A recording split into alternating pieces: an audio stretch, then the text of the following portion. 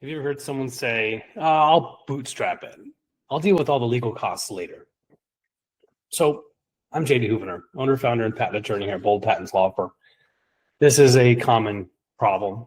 Inventors, entrepreneurs are bootstrapping. They're trying to do what they can with what they have. And unfortunately, if you cut corners, if you decide to carry around your invention like a bucket, the unfortunate thing is it's like having a leak in your bucket. If you don't protect what you've got, that it's going to continue to drain out. And overnight, you'll have nothing left, right? Meaning competitors will pop up and take over what you started and say, thanks for the idea, I'm going to beat you to market. Or even the best case scenario, you're the first to market, but certainly not the deepest pocket. And so the competitor is going to pop up and beat you to market and drive costs lower and lower, driving margins even further down. It's not a pretty picture. And so don't make that mistake. Don't bootstrap your way out of a wrong decision. Find the money, find the time to go raise the money if you don't have it or have access to it, and hire a professional to do it right, to protect your bucket, protect your invention. Don't take my word for it. There's 3 examples here that I think are going to be really gold for you. Hydro Flask. These are the founders that started selling bottles out of the back of their car. Bootstrapping, right? Their patent on the double wall vacuum design kept knockoffs out of the picture until they became a household name.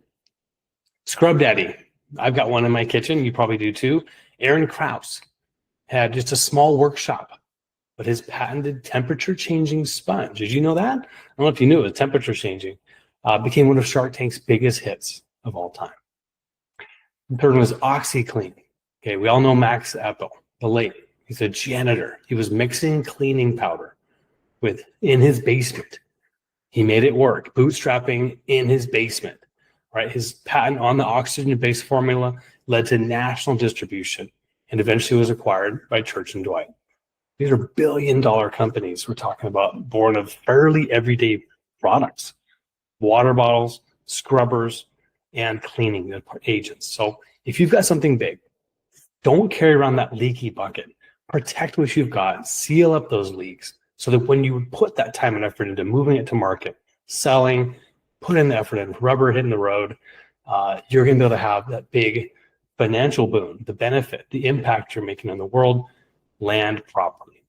So hope you learned something today and you're not going to just bootstrap it and think about patents later. Think about them now.